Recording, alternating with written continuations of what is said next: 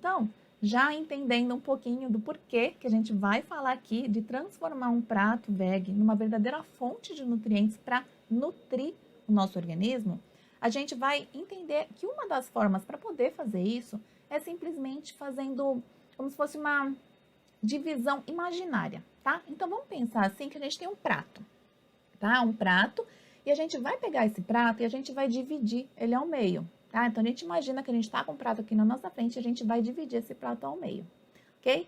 Depois que dividiu ao meio, a gente vai ter uma metade e essa outra metade a gente vai dividir ela ao meio também. Então, a gente vai ficar com uma parte grande, que é uma metadona grande, e a outra metade dividida em outras duas partes menores. Tudo bem? Então, a gente ficou com esse prato dividido em 3 partes e agora a gente vai começar a distribuir alguns grupos de alimentos nessas 3 partes do nosso prato, tá?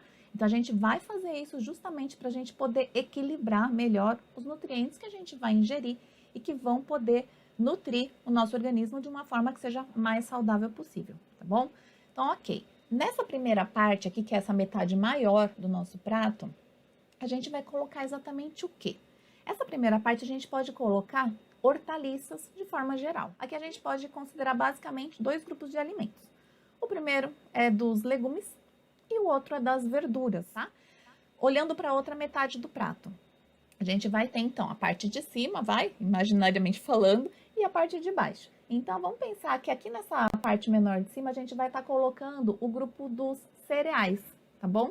E nessa parte ainda dos cereais, que a gente está reservando, né, para colocar os cereais, a gente pode também colocar um outro grupo de alimentos que tem um perfil nutricional parecido, que é o grupo dos amiláceos, né, dos alimentos que são ricos em amido, que também são conhecidos por raízes e tubérculos ou popularmente pelo grupo das batatas, por exemplo. Então, e na parte de baixo, né, a última que sobrou para a gente preencher esse prato, você vai colocar como sugestão algum alimento do grupo das leguminosas.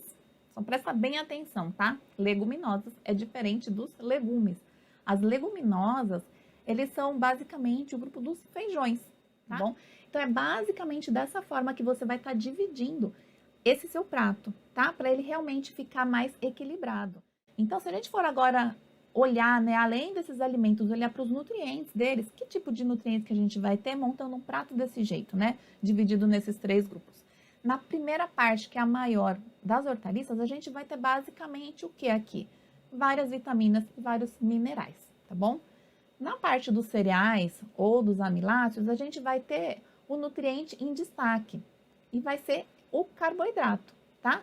Obviamente que esses alimentos todos, eles têm um pouquinho de cada nutriente, mas sempre tem alguns nutrientes que são em destaque, que eles se sobressaem, tá bom? Então, nessa parte menor dos cereais, a gente vai ter fontes importantes de carboidrato, que o nosso organismo precisa também, todos os dias.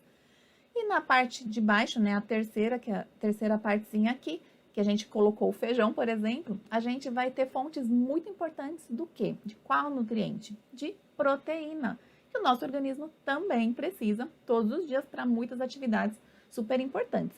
Então, se a gente for olhar dessa forma, a gente vai ter um prato equilibrado, com vitaminas, com minerais, com carboidratos e com proteínas também. Aí só ficou faltando eu falar, por exemplo, de um tipo de gordura, porque o nosso organismo também precisa da gordura, né? O nosso corpo também é formado por gordura para atividades também muito importantes. Além de ter na estrutura, ele precisa da gordura para algumas atividades. E como gordura, a gente pode encaixar de que forma aqui nesse prato? Nessa composição que a gente está fazendo aqui de exemplo, a gente poderia colocar um azeite de oliva, de preferência extra virgem, que é mais saudável, né?